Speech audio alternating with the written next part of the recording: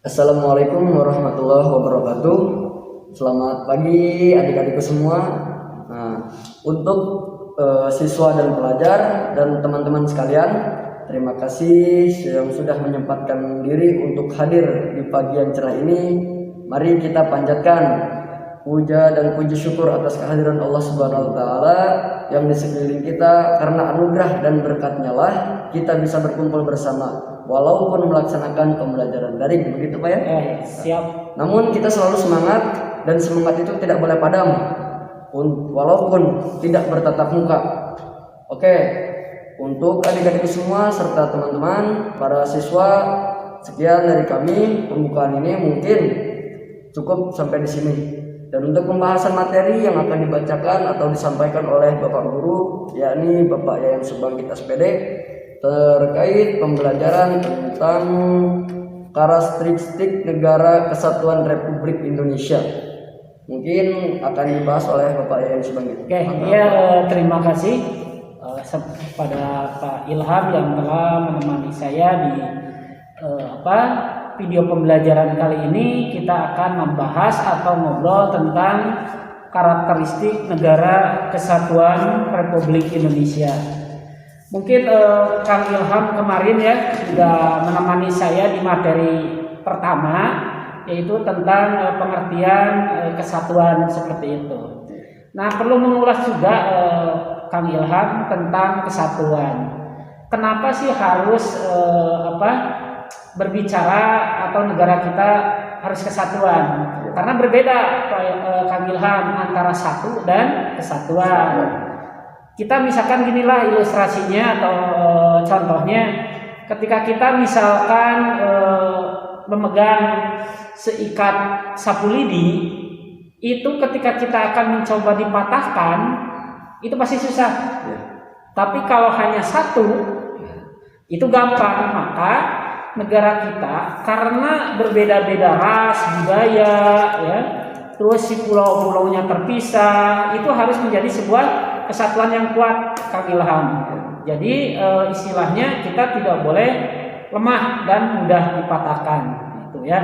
Nah, untuk materi kali ini Kang Ilham, kita akan membahas masalah karakteristik negara kesatuan Republik Indonesia. Kalau negara-negara kesatuan itu banyak ya, tapi khususnya kita sekarang adalah mempelajari tentang kesatuan di Indonesia. Nah, Kang Ilham adalah warga negara Indonesia ya Kang ya?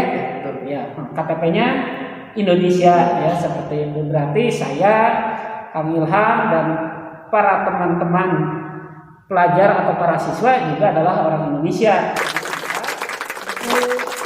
Tapi di Indonesia. Nah, sebagai warga negara yang baik tentunya kan kita itu harus punya rasa cinta tanah air, ya. Harus memahami juga apa sih yang disebut dengan kesatuan itu.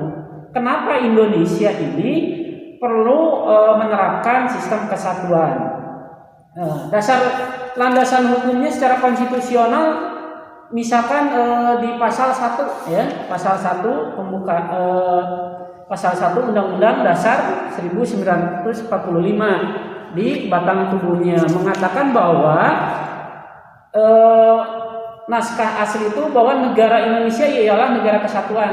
Nah, negara kesatuan itu yang diterapkan di Indonesia itu jelas berdasarkan Pancasila seperti itu.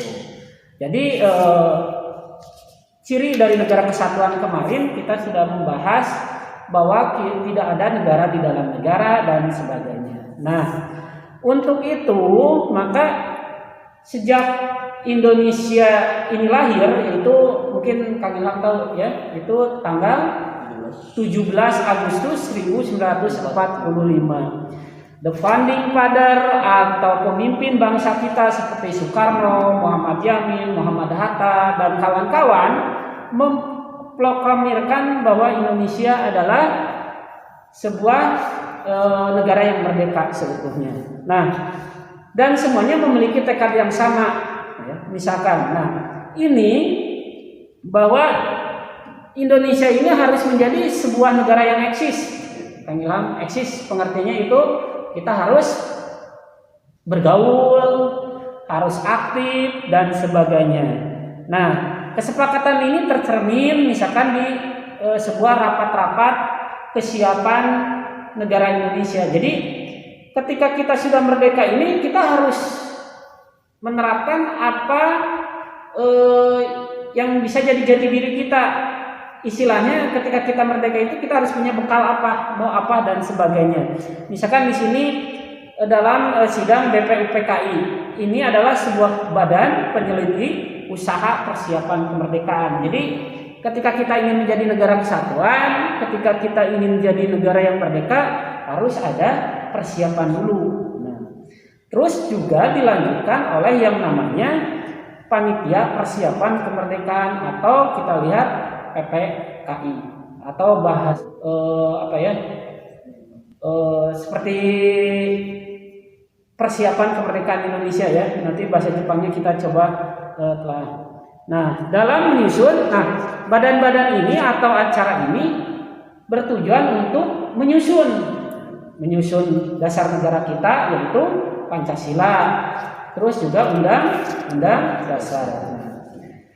Ada beberapa ahli Pak Ilham, Kang Ilham, bahwa contoh misalkan di sini the founding father seperti Supomo dalam sidang BPUPKI atau Badan Persiapan Usaha Kemerdekaan Indonesia mengendaki negara kesatuan secara integralistik yang melihat bangsa sebagai suatu organisme atau sesuatu tubuh manusia. Jadi harus disatukan. Kalau misalkan satu patah atau satu sakit, pasti semua akan merasakan sakit seperti itu.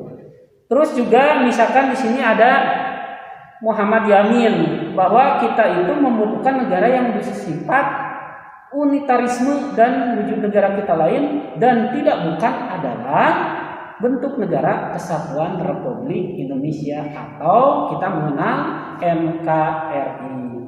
Nah, tujuan untuk menyatukan bangsa Indonesia. Nah, itu. Terus misalkan ada istilah misalkan adik-adik sekalian, NKRI adalah harga mati. Ini mengandung arti atau makna yang sangat dalam, ya. Pernyataan tersebut tergambar dari cita-cita bahwa negara Indonesia memperjuangkan kemerdekaannya untuk mewujudkan konsep negara kesatuan. Nah, di sini ada beberapa nilai yang dapat memperkokoh persatuan dan kesatuan. Ya. Misal ada istilah pro patria dan primus patriae, pribadi, diri sendiri, golongan dan sebagainya. Nah, itu mungkin dari materi ini selanjutnya kita akan mengobrol dengan Kang Ilham.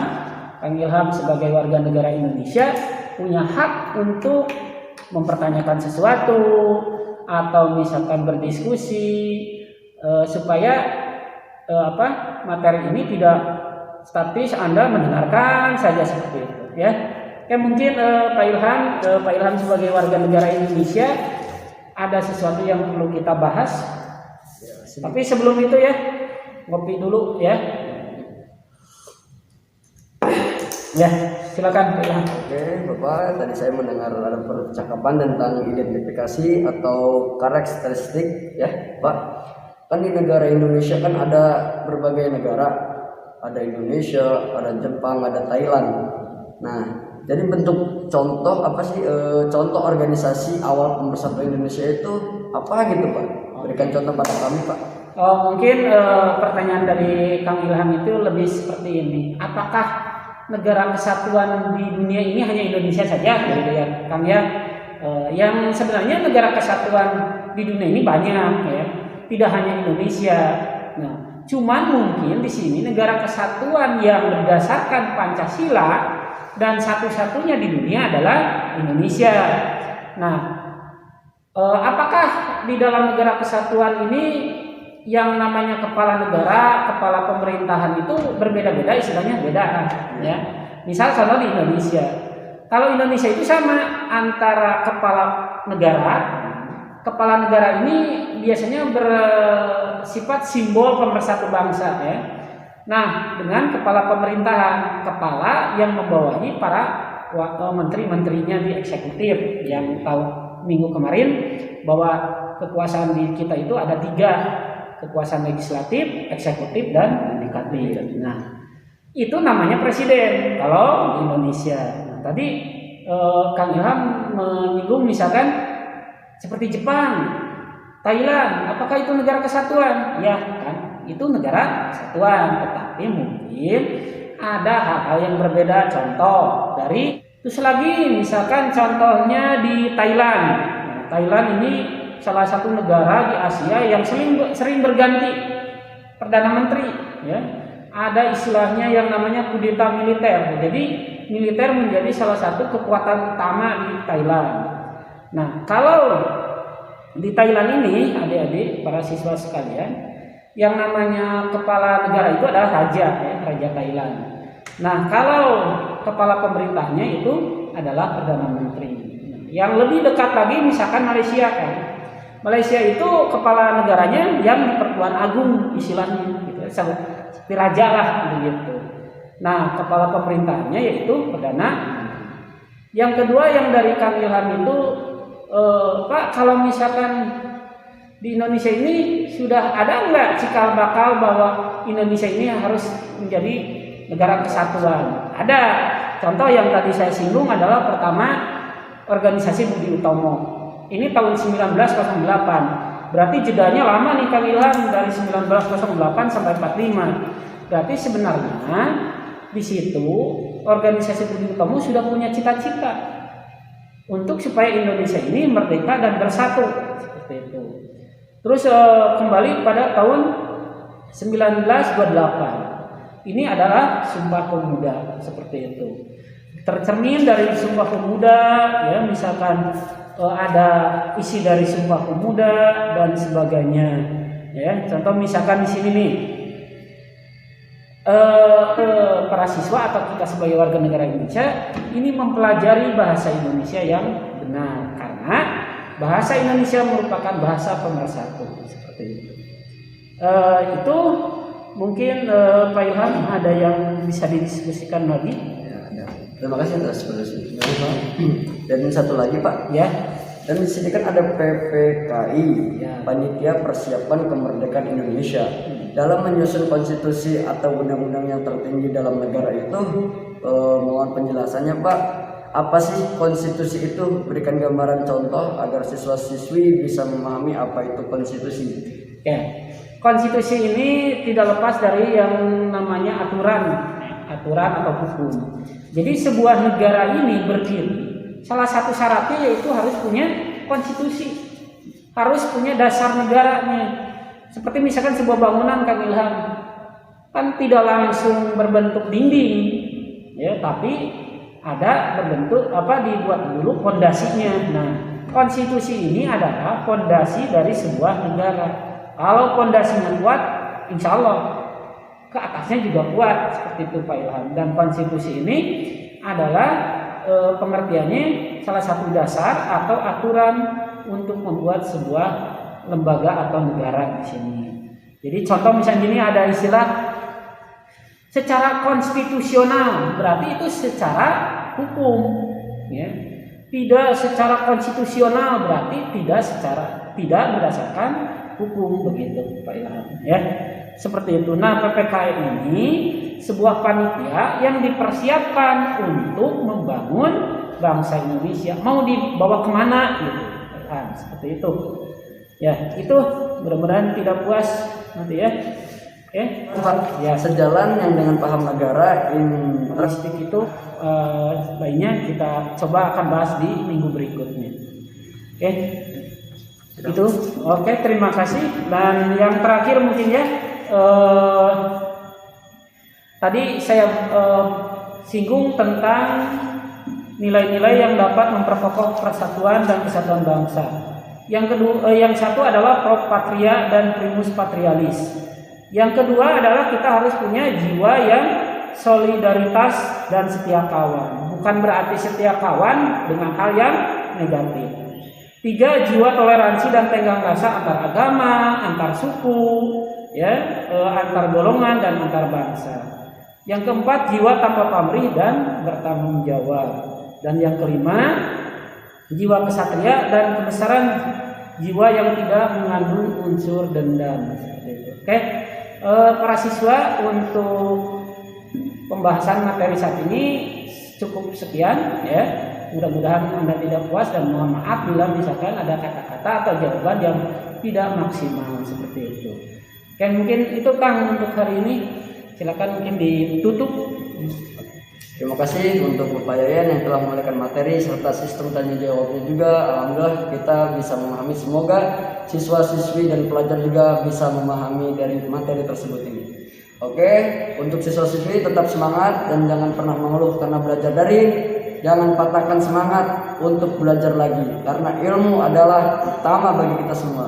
Cukup sekian. Wassalamualaikum warahmatullahi wabarakatuh.